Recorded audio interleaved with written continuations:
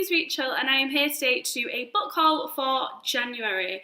So in January I have got quite a few books. I don't normally buy this many books, but I got a lot of them in sales this month. So that is why I have so many. But anyway, I'm just going to get straight into it. So the first book I wanted to mention was Great Expectations by Charles Dickens, and this is the Penguin English Library edition. If you've been on my channel a while, you will know that I have actually already started this and was reading it back during Victober. However, I was listening to it on audiobook, and the audiobook is really good. I can't fault the audiobook. However, when I got to around the 40% mark, and I think it's around part 2 of the book, the main character moves to somewhere new and you meet a lot more people, and he starts talking a lot more about like politics and the law and stuff like that. And I just found that I needed a paperback copy to read and really be able to take that in, and that I wasn't being able to do that with an audio version. So I picked up this one because I needed this anyway, because I like Penguin English Library copies, so I collect them. And I have gone back to the start of part 2 because I was already a bit into volume 2, but I've gone back to the start of it just because obviously, like I said, I wasn't taking things in, so I wanted to start from the beginning of volume 2. The next one I have is The Marriage Plot by Jeffrey Eugenides. Now, the main reason that I got this book is because the protagonist is writing a thesis at university on George Eliot and Jane Austen. And because I'm reading loads of Jane Austen books this year, I thought it would be really good to read this book that was discussing Jane Austen while I was reading Jane Austen books, because I would quite enjoy that. So I decided to pick this one up. And this basically just sounds like it's a love triangle between a woman and 2 other guys, and who she will end up with, who her marriage plot will be with. So yes, next we have a graphic novel, and that is volume 3 of Scott Pilgrim. This one is On the Infinite Sadness. I've already read this. I read it pretty much straight away. I am adoring the Scott Pilgrim series and will definitely be finishing it at some point soon. And yeah, I'm loving this. This was brilliant. Next are some children's books. The first is The Girl of Ink and Stars by Karen Millwood Hargrave. I heard of this quite a while ago because it was nominated for the book awards for the town that I live in whilst I was a librarian at school. So I was going to read this, and then I was talking to the head of English at the school, and she was like, oh, it was terrible, like I don't know why it's getting nominated, it was so bad. So I was like, oh okay, I'll pick something else up instead. And then loads of people have been mentioning it on BookTube and saying how great it is, and I've just been like, oh, I could have read that ages ago and someone told me it was shit. So I decided I will make up my own mind about this and read it myself. This is about our protagonist Isabella, whose best friend goes missing, and she decides she's going to find her using ancient maps and going to Forbidden Islands. It sounds very whimsical. The end papers are absolutely beautiful. They're like little maps. The other side is the same, which is brilliant. And yeah, I feel like I'm going to have a special place for this protagonist and like her immediately just because she has the same name as my girlfriend, because I have done that in the past. So yeah, that's not as good, but I don't mind.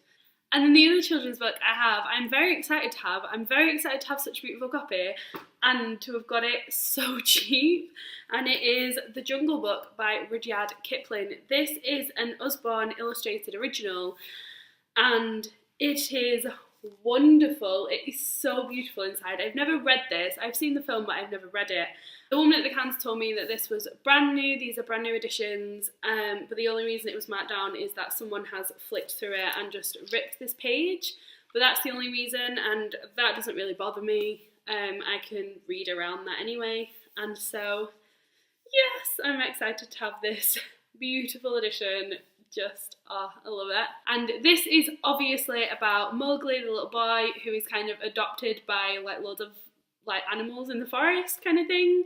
I do remember watching The Jungle Book, but I used to watch it when I was really young, and I've not rewatched it since I've been a bit older, which I've done with all the other films I used to love as a kid. So this one's never really stuck in my memory. But I think that's going to be a good thing, because then I might not remember as much of the story when I read it, so that's cool. Next, I have a non-fiction history book, and it is The Witches, Salem 1692, A History by Stacey Schiff. I always feel like I need to read history books that are set in times that I already did about in school or college. So like I did Russian history and German history, Irish history, and I always gravitate to them because yes, they are very interesting and I enjoy reading about them, but also I feel like I can't really read a book on other things because I won't know enough, so the book will be too confusing for me. But actually, that's why you read a book on it, so then you don't feel like that. And this is something that I have always been interested in. The whole situation of thinking women were witches and going after them and burning them and all those sorts of things is just so interesting, and I really want to read about it. And yeah, this book was, I think it was literally like £5 Swiss francs, which is just nothing is that cheap in Switzerland. So I was like, okay, take this opportunity, gonna get this one. So yes, I'm quite excited for this. I have 2 history books here in Switzerland with me now. One is this and one is Belonging by Simon Schama, and that's about the story of the Jews. So I'm hoping to read them this year. I feel like if I only pick 2, because it's like quite dense historical fiction and the other one is humongous, it's over 1,000 pages at least. So if I just set them 2 as like history books I want to read this year, I think that'll be nice. Oh, and also A History of Magic, the Harry Potter one, because that's obviously getting read this year. Like, there's no way I'm not reading that. So yes, I have this one. The next book I bought was the 10th anniversary edition of City of Bones by Cassandra Clare. So I read City of Bones, but I never read any more of them. I remember when I first read this, something happens in the end, something is revealed, and I couldn't cope with not knowing if that was true or not. So I went and looked it up on the internet, ruined the end of the story for me, and was like, okay, well, I'm not going to read that now. Quite stupidly. But I now have forgotten what I looked up and what I found out and the answer and such. So I decided to pick this up and finally read it. And Emma of Emma Books is running a year-long readathon to read the whole like Shadowhunter Chronicle books. So I've already read this one and I thoroughly enjoyed it, and yeah, again, can't remember what I looked up, so that's cool. And this edition is absolutely beautiful. It has loads of illustrations of characters. It has little illustrations at the start of all the chapters, and then it just has like page illustrations all the way through it as well. So this is a really nice edition and I'm glad that I have it. And then obviously City of Bones was from the 1st to the 16th for the readathon, and the next one is City of Ashes, so I picked this up this month. And I haven't started reading this yet. I'm either going to be reading it for the biannual Bibliothon for reading a sequel, or I'm just going to read it for whenever. But I'm quite excited to pick this one up. And then the last one is Will Grayson by John Green and David Leatherton. Now, I wasn't intending to pick this up, however, I had it on Kindle and I started reading it. And my Kindle is an absolute pile of crap. I don't know why, because I've hardly ever used it, and I only got it the Christmas before this one. The battery is just absolute trash, so it will not be used for more than 20 minutes without dying.